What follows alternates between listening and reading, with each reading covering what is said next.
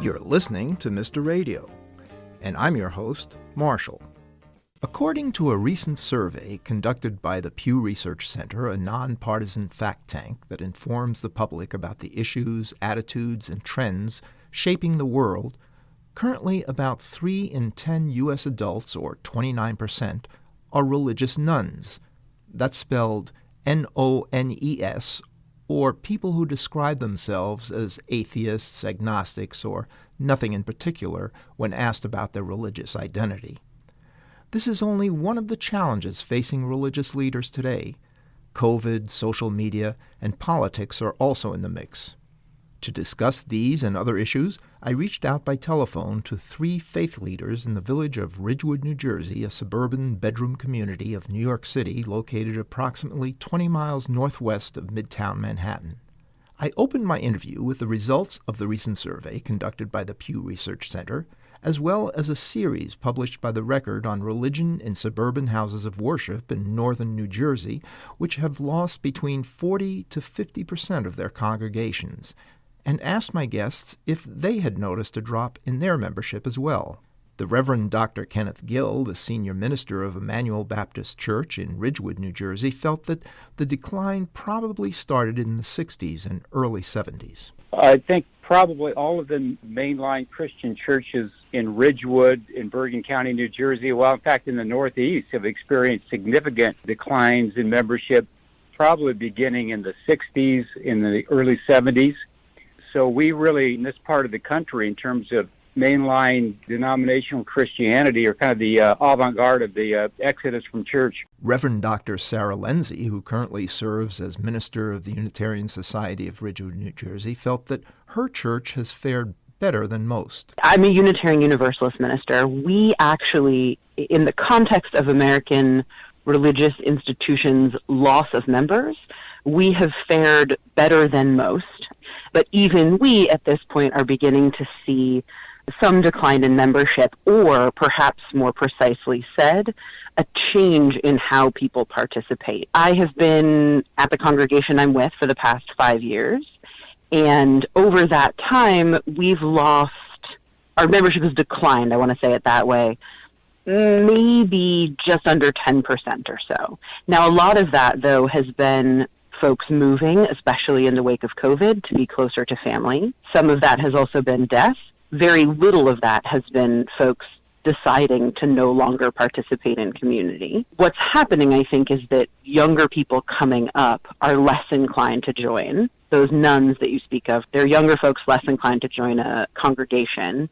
So yes, we have noticed it, but it has been a much slower trend in our denomination than in others. Rabbi David Fine, currently serving as Rabbi of Temple Israel in Ridgewood, New Jersey, felt that suburban congregations no longer had the growth that they had 20 years ago. In the 80s and 90s, there was a increase in membership that was attributed to the demographics of people moving into the suburbs, and also, I think, importance of affiliation. So we've had a drop. The demographic patterns have changed, and at the same time, there has been a drop in affiliation rates overall. So we are able to attract new members to make up for the attrition that we have of people moving away or dying, as happens. We no longer have the growth that was a given in many suburban congregations about 20 years ago. For folks who consider themselves spiritual but not religious, or in that none category, there is a place for those folks theologically in Unitarian Universalism. So they can participate in the building of community, in the social justice work, in offering support and feeling supported by others, in multi-generational community, which is something that congregations offer across religious lines that is lacking in most of American life. They can have all of that without feeling like theological hypocrites. So they can participate in all of that without having to sacrifice personally held beliefs or to do lip service to some dogma or creed that they don't believe in. For Rabbi Fine, people join synagogues to identify with their Jewish identity. People join synagogues in order to, part of it is to affirm the Jewish identity, and part of it is also for the life cycles of the bar and bat mitzvah, you have to kind of be affiliated with a Jewish community to have those points of entry than is necessary in mainline Christian congregations. So in a sense, synagogues, I believe, have the advantage of having the added motivation of the religious ethnic identity that drives affiliation. That being said, as I said, the affiliation rates have dropped. We don't see growth happening in the way that we did in the 90s. And in the Jewish world, they're worse in the Northeast, where we have concentrated Jewish populations. For example, in the South, where there's fewer Jews, and to be Jewish, it's more important to belong to a congregation in order to have a handle on one's Jewish identity. Whereas in northern New Jersey, you don't need to belong to a synagogue to feel Jewish. You see Hanukkah menorahs on Hanukkah. You see Jewish displays in the supermarket aisles around the times of the Jewish holidays. But you still do need to be connected with a synagogue or some other community to celebrate a bar bat mitzvah with your child and to provide a Jewish education that we do in our supplementary schools. Reverend Gill's original commission was to help revitalize the church. The reason I was called to this particular parish is that they were interested in renewal and kind of revitalizing the church. One time, this church building, this historic church building, was full with young families, children, and young adults, and like many other comparable congregations and facilities in Ridgewood, they built additional educational space, a big wing onto the church, and that has steadily declined to the point where when I came 5 years ago, it dwindled down to a fairly small number of folks actually participating in the service. So my commission was to help revitalize the church. And I think we've had some success in 6 years, not only in worship attendance, but outreach programs and somehow creating a public presence in Ridgewood and becoming a part of a conversation about issues that we think are important related to social justice and other support groups and things. When COVID hit a few years ago, that really kind of put the brakes on some of our momentum and some of our folks dropped out. We did pick up more of a virtual audience. We're still dealing with that. Social media has taken a role in, among other things, religion. A July 2021 report by Kate Dealer, published in the New York Times, titled Facebook's Next Target, The Religious Experience, states that the company, referring to Facebook, is intensifying formal partnerships with faith groups across the United States and shaping the future of religious experience. Facebook is developing new products, including audio and prayer sharing, aimed at faith groups. I asked my guests if virtual religious life is replacing in-person community. Yeah, well, it's interesting. I read that article some time ago. To me, quite honestly, to me it's a little frightening that Facebook would determine the future of religious life in America, or anywhere for that matter. First of all, that assertion, I don't know ultimately how that's going to play out in terms of the influence that social media has on really restructuring religious life. The reality is it's kind of baked in now to the fabric of congregational life, the use of social media and technology. We have to embrace it, and here at Emmanuel we have. Actually, we started the process 5 or 6 years ago. We were a little bit ahead of the curve when COVID hit. I think it does open up some doors of opportunity. I don't think it will ever replace face-to-face community. The relational aspect of the faith experience can't be totally captured on a screen with little boxes. I just don't think that's going to happen. And I don't quite honestly think that's what the world ultimately is going to need. In fact, I'm seeing that now. People need to get beyond Zoom. There is kind of a yearning to reconnect with people as much as possible face-to-face. Even pre-pandemic, ministers, certainly in my circle, would discuss what is the value of technology as a tool to connect. Folks who struggle with social anxiety or who are homebound, technology allows them to participate in community in ways they never could before. Any of us who've gone back to in-person services after being virtual for over a year have been having this feeling of like, oh yes, this is different. Something different happens when you are actually in person with one another. There is a different feeling. I do sort of stand by the idea that nothing can quite replace in-person community. It's not surprising to me, though, that Facebook and any other of a variety of social media platforms or technology companies would be jumping on the potentially lucrative bandwagon of moving some of religious experience into the virtual realm. It offers them an opportunity to sort of capitalize on another aspect of human experience, which is what all of these companies do so well. What's interesting to me is to think about part of my own academic work was looking at the ways that sort of art or architecture, the spaces and the things that we look at, how those actually impact our beliefs, how our beliefs shape what we create in the world around us, but then what we create also in turn comes around again to shape, so that it's sort of a cyclical thing. There's a sort of circular impact. And it's interesting then to consider, so we've moved online out of necessity in some ways and out of maybe perhaps better reasons in other ways.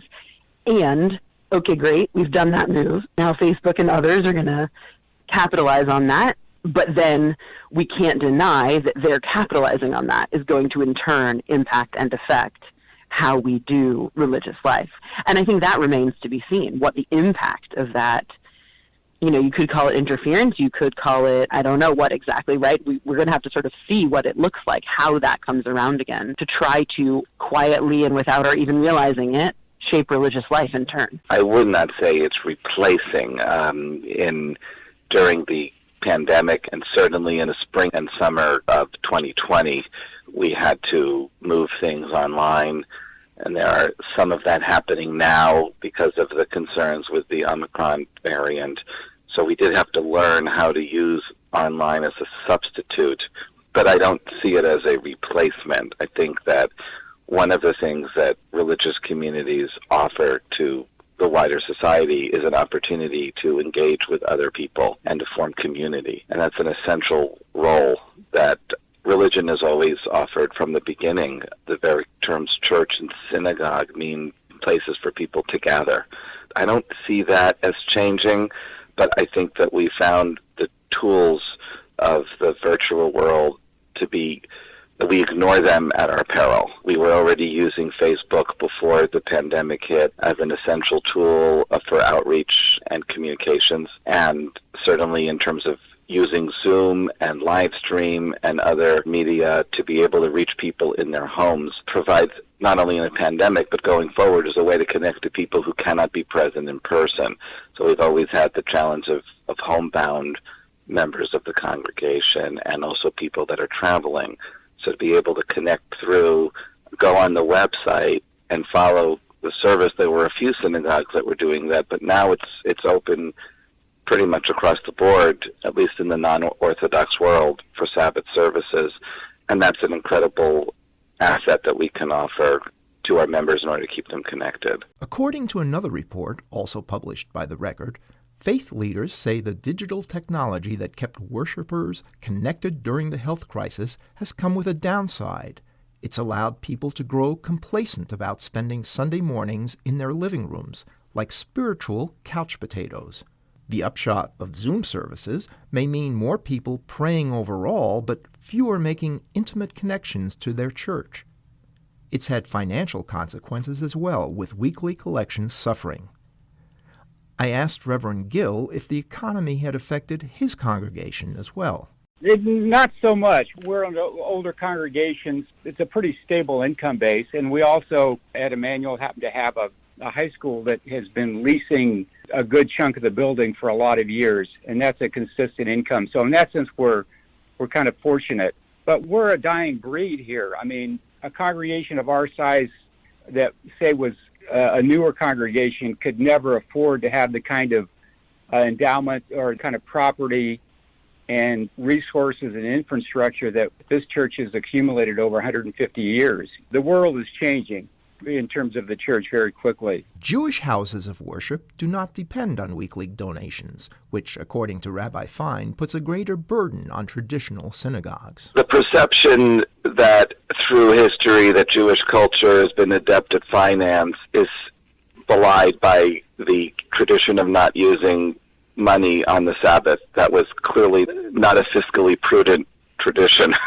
And it puts a greater burden on traditional synagogues to find other times to collect funds than when people are gathered for services. We do find ways around it. The pandemic certainly hurt in that we weren't able to hold the type of in-person fundraisers that most synagogues do on an annual basis that brings in funds in addition to, supplement what we gain from general donations and membership dues.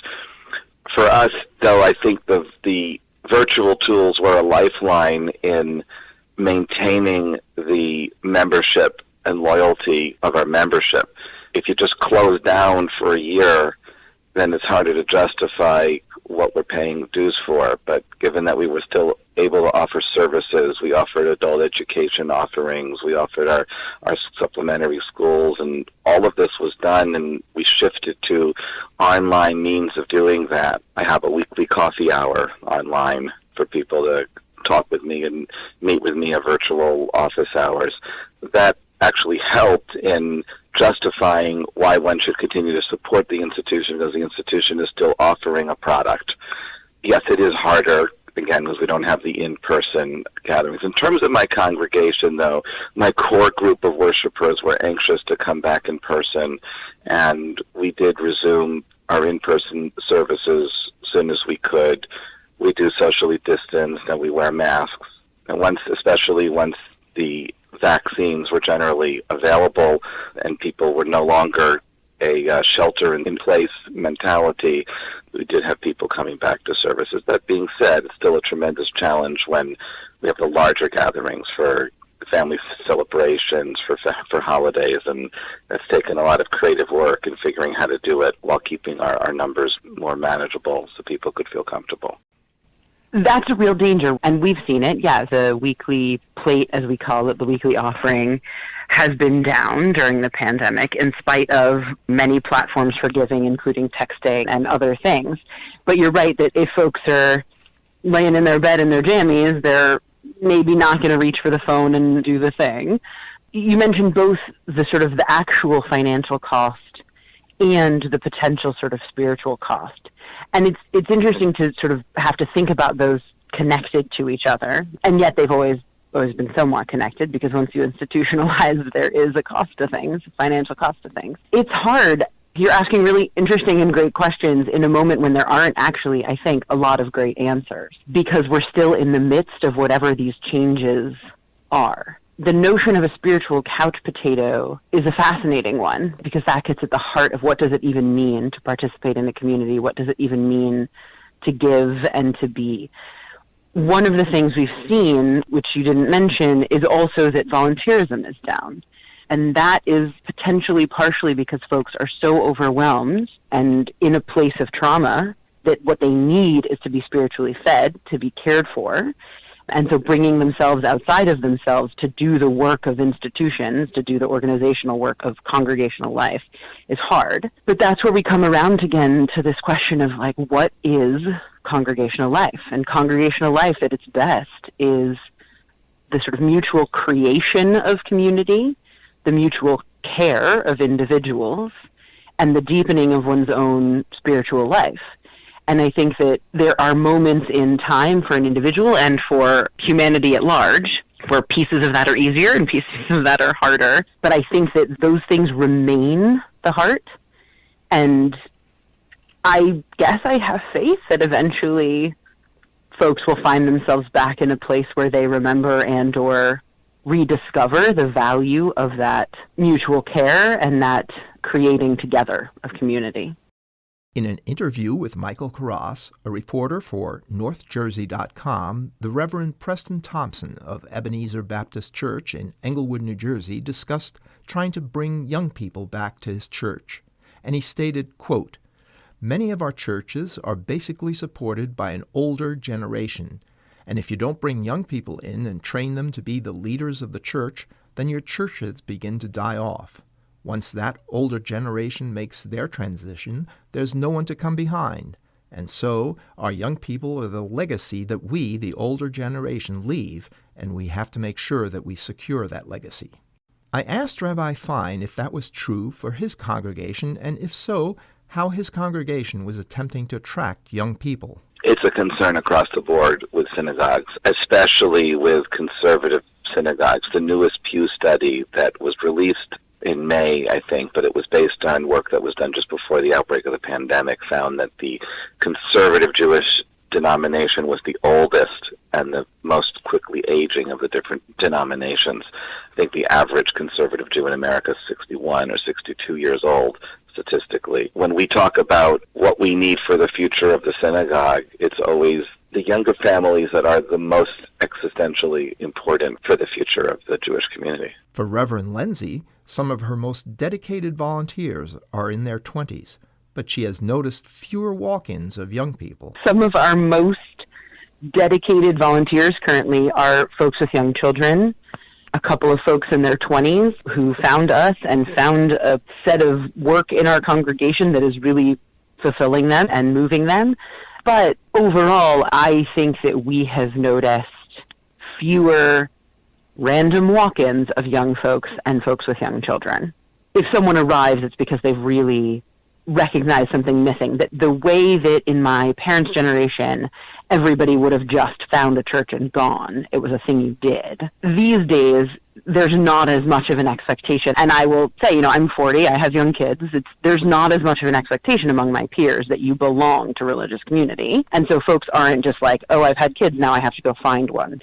It has to come from a much deeper place. If it's okay, I want to touch on something you mentioned, which is this question of the transition of leadership and how you sustain a community over time. I think it's important to remember that, of course, congregations are subject to the same cultural trends and vicissitudes of the broader American life. All that stuff we see playing out on social media of like boomers and this and that and Gen X and millennials, like that stuff infiltrates congregational life too. So the idea of older generations who really want to build and create something that lasts and leave that legacy to younger generations, but who are struggling to understand the ways of the new generations, or who want to hand it off but are not exactly sure that they really want to hand it off. And at the same time, younger generations who struggle to see the value in the old ways, or who are not honoring the work that's come before in a way that feels confidence-giving to the folks who built the thing. I just think it's important to remember that congregational life, religious life, short of a monastery, is not independent of the world. It is part of the life that we all lead. We see it in our workplaces. We see it everywhere. So all that same generational struggle, all that same leadership development or lack thereof, that question of what is one generation leaving to another, all of that is present in congregational life. Reverend Gill thinks that the onus is on the church to find ways to connect with young people that are meaningful. We've had some success, although limited, but when I hear that, I ask, why do we want young people? On what terms are we trying to bring younger people into the church? Quite often I think churches, more traditional institutional religion, tries to bring younger people in on their terms. Come and join our church and then help us run the business or join a committee. That doesn't necessarily work for younger people. I'm not pessimistic at all about people staying home and participating online in that sense. In 1960 or 1970, the typical mom and dad with 2.5 children would get their family all dressed up on Sunday morning and come to the church together and spend 3 hours before they went home. That's not going to happen today. And young people, I think the onus is on the church to find ways to connect with them that are meaningful. For instance, what we've done the last 3 or 4 years have started a support group for people that are ending committed relationships. So we've called it uncoupling. We used to call it divorce recovery, but many times people in relationships aren't married anymore, even long-term committed relationships. We've drawn from about a 30-mile radius, and we've had hundreds of people come over the last 3 or 4 years to participate in that kind of support group. I don't call it a support group, it's really an educational group. So my approach has been find the unmet need and try to fill it, try to meet it in some meaningful way, and really approach people on their terms and what they need in their lives. It doesn't matter so much whether they call themselves believers or nuns or whatever adjective you want to use. It's interesting when someone tells me, I don't really believe in God. My response is quite often, well, tell me about the God that you don't believe in. When they do that, quite often I'll say to them, I don't believe in that God either. I think people are interested in a conversation about the spiritual matters, but they don't see the traditional institutional church as really having any relevance to where they're at. We hear the term spiritual but not religious. I think there are scads of people out there that are really hungry for what has been called the more. That's how I try to engage people, and we do here at Emmanuel. Avram Adler, in an opinion piece for the USA Today Network, stated, quote, "While faith-based communities have led the charge in supporting individuals with disabilities, creating inclusive programs, and overall destigmatizing disabilities within their communities, there is a growing need for more programming and education on how we can support those with disabilities and their families. For Reverend Lindsay, this means addressing a number of different disabilities." There's lots of different ways, depending on what kind of human differences we're talking about. There's lots of different ways to accommodate. So, for example, we have a set of our hymnals in Braille, so that if we have someone who's blind and is a Braille reader, they can participate in the music in that way. We also, in the world of religious education, are sort of increasingly sensitive to and aware of issues around integrating children who are not neurotypical, neurodivergent folks, and making sure that the experience is accessible for children with all various needs. And that is, of course, it's one of the challenges of congregational life, too, is this question of what does it look like to be welcoming? How do we ensure that we are welcoming? And how do we respond, perhaps most importantly, how do we respond when we're made aware that we haven't been welcoming? If someone comes to us and says, I came or I hopped online Zoom and I could not participate because of X, Y, and Z, or I found the language that you were using kept me out of the service, or whatever it is, how do we then respond? I think that's probably the biggest measure of a community, is how they then respond to being made aware that there's something about the experience that is a barrier for others. Rabbi Fine wants his congregation to be open to everyone and to do everything that they can to include as many people as possible. There's always more that can be done, and I think we start with the premise that as a governing principle that we want to be open to everyone and have no barriers for participation. When Temple Israel did its building expansion 21 years ago, they set up the Torah reading table where the participation is with a ramp, and the synagogue building is handicapped accessible, so you can get anywhere by an elevator or a ramp. And that was a requirement in the building for the congregation, if not for the government, the requirements there. We were talking before about the use of Zoom and virtual technology. That's also been critically important for our ability to reach the disabled and the homebound, to be able to engage them and bring us to them in a way that we have not been able to do before. So in that sense, our work is critical. We've always kept a wheelchair and the walkers in the synagogue and ready to assist people if they need assistance, so that we can do everything that we can to include as many people as possible. Reverend Gill stressed the importance of addressing mental health. I think the whole issue of mental health might be kind of the last frontier for congregations who have historically done a really poor job of even recognizing the need. Here at Emmanuel, we're an accessible church. We're conscious of that, but we really haven't done nearly as much as we could to address those needs. I think it could be a huge opportunity and responsibility for congregations going forward. There are more than 15 houses of worship in the village of Ridgewood, New Jersey, and my report covered only 3 of them. For these 3 congregations, the past year has created changes in many forms, and they are certain to keep evolving. You've been listening to Mr. Radio, and I'm your host, Marshall. This program was written and produced by Marshall. Our theme music was played by Ululation. Mr. Radio is available wherever you get your podcasts, including iTunes and Spotify. Subscribe to our podcast and leave us a review. And don't forget to tune in next week for another episode of Mr. Radio.